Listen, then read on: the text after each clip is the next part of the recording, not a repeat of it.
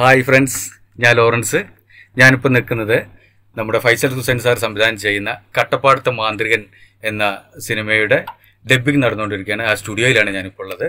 അപ്പോൾ ഈ അടുത്ത തന്നെ സിനിമ റിലീസാകും. നല്ലൊരു സിനിമയായി നിങ്ങളുടെ മുന്നിലേക്ക് എത്തിക്കും.